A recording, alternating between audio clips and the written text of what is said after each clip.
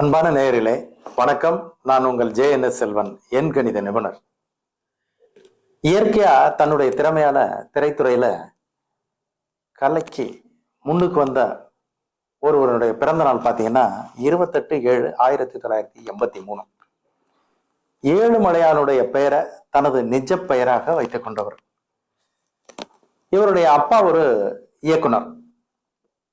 இவரு சமீபத்துல பி ஆகாஷ் அப்படின்றவருடைய தயாரிப்புல ஒரு படம் நடிக்கிறார். அந்த திரைப்படத்தை தயாரிக்க நிறுவனத்தினுடைய பெயர், அந்த ஆகாஷனுடைய நிறுவனம் டான் பிக்சர்ஸ் அப்படின்னு ஒரு பேர். இந்த நிறுவனத்தின் மூலமா தான் இந்த கதாநாயகன் நடித்து வெளிவரப்போகுது ஒரு படம்.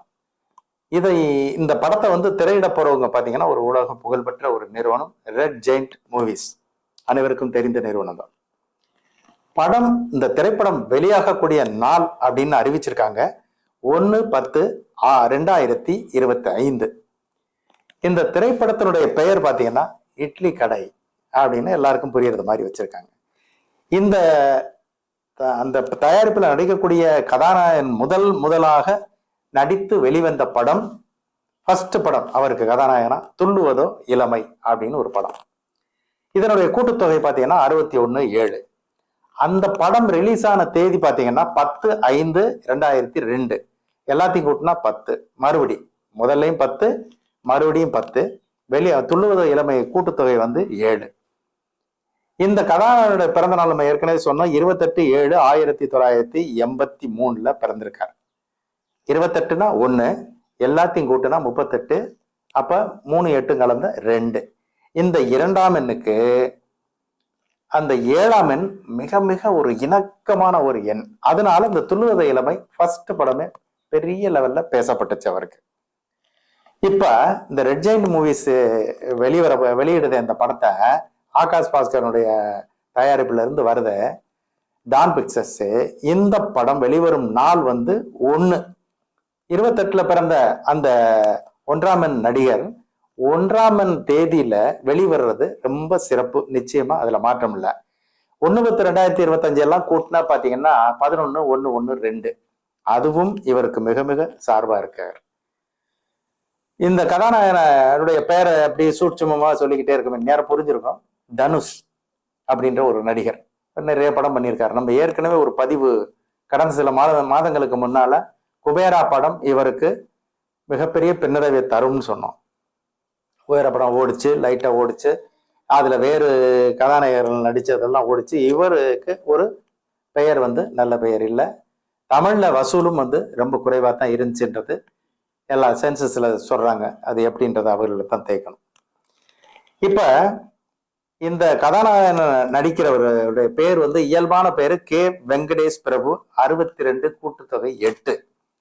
இந்த 8ஆம் எண்ணுக்கும் படம் வெளிவரும் 1ஆம் எண்ணுக்கும் அறவே இணக்கமற்ற சூழ்நிலை.